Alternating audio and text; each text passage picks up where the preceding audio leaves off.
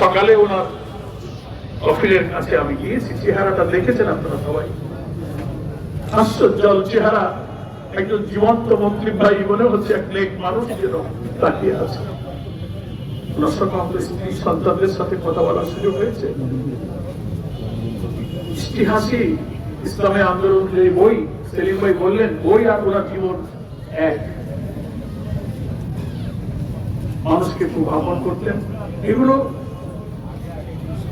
সাধারণ আমাদের মতো মানুষের পক্ষে এত অসাধারণ গুণ একটা ব্যক্তিত্বের মধ্যে লালন করা, ধারণ করা খুব কঠিন ব্যাপার, কিন্তু মসজিদ ভাই কিন্তু সেটা ধারণ করেছে। ইসলামী আন্দোলনের চরম প্রতিকূলতার মধ্য দিয়ে অনেক ঝড় ঝাপটা, মামলা, শাহাদাত, খুন খারাপি, ফাঁসির কত মঞ্জিল পার হয়েছে, কিন্তু তিনি কিন্তু কখনো বিচলিত হন। তার দিকে তাকিয়ে এই অঞ্চলের মানুষ ইসলামী আন্দোলন কর্মীরা কিন্তু আন্দোলনে এগিয়ে যাওয়ার অনুপ্রেরণা, সাহস পেয়েছে। তিনি ছিলেন সোর্স অফ ইন্সপিরেশন, আমাদের প্রেরণার উৎস তিনি ছিলেন। অনেকেই বলেছেন আমরা অভিভাবককে হারিয়েছি। আমি আল্লাহ তাআলার কাছে দোয়া করি যে আল্লাহ, এত মানুষের সাক্ষী, এত মানুষের সুধারণা যার প্রতি, তুমিও তার প্রতি আল্লাহ তোমার রহমত বর্ষণ করে তাকে তুমি ক্ষমা করে দাও।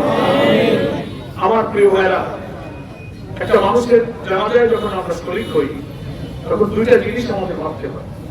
একটা হলো যিনি চলে গেলেন তার কিসে লাভ, তাই আমাদের করা উচিত।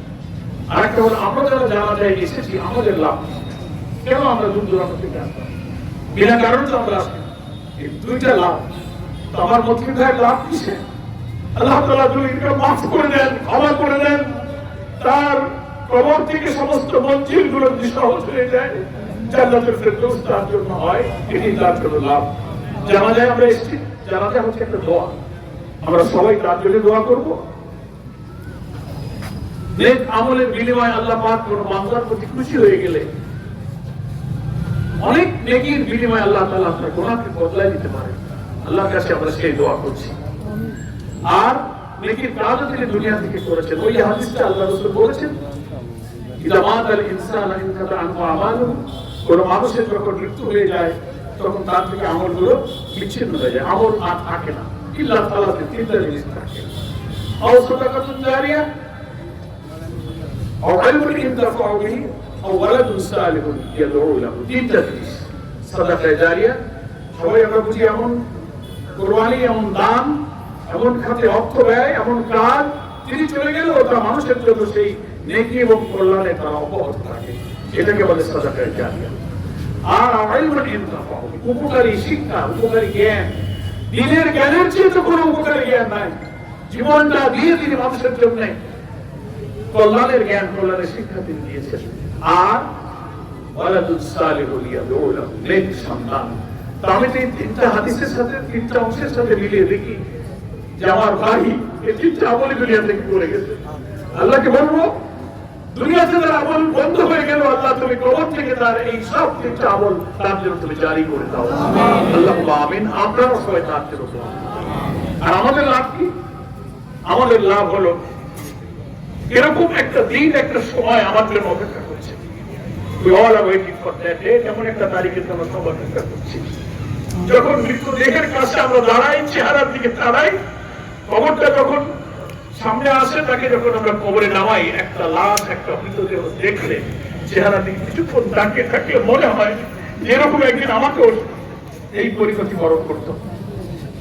আমি বাড়িতে মরতে পারবো, হাসপাতালে পারবো, শত্রুর হাতে, নাকি গাড়ি চাপা পড়ে, না সাগরে নদীতে, কোথায় আমার লাশ কেউ পাবে কিনা জানি না, জানা যায় আমার ভাগ্যে হবে কিনা তাও আমরা কেউ বলতে পারি না। কিন্তু এরকম একটা দিন আমার জন্য অপেক্ষা করছে। এই জন্য আমাদের লাভ হলো এই মৃত্যুকে সবসময় স্মরণ রাখা। এরকম একটা খাটিয়ার উপরে আমাকেও শুইতে হবে। ওমা কানা লিনাফসিন আন তামুতা ইল্লা বিইজনিল্লাহি কিতাবাম মুআজ্জালা, নির্দিষ্ট করা আছে সে সময়টা, সেই সময় সকল প্রাণীকে মৃত্যুবরণ করতে হবে। আমার ভাইরা, কোনো উপায় নেই, তাকিয়ে তার দিকে দেখলেই মনে হবে যে আমার জন্য যেরকম একটা সময় আছে, কিন্তু উদ্বেগের বিষয় হলো সেই সময়টা কখন তা আমার জানা নেই। হতে পারে এখন, 1 ঘন্টা পরে, 1 মিনিট পরে, 1 দিন পরে। এই জন্য আমাদের শিক্ষা হলো মুসলিম ভাই থেকে, যে কোনো মৃত্যু থেকে, যে কোনো কবর থেকে, যেগুলো জানাজা থেকে আমার শিক্ষা হলো, আমি যেন প্রতিটি মুহূর্ত আমার শেষ মুহূর্ত মনে করে আল্লাহ তাআলার কাছে যাওয়ার জন্য নেক আমল দ্বারা নিজেকে প্রস্তুত রাখি। হারাম খাবো না, কবিরা গুনাহ করবো না, ফরজ ওয়াজিব তরক করবো না, আমার সালাত, ওয়াদা, পরিবারকে দ্বীনের উপরে রাখা, জীবনে সমাজে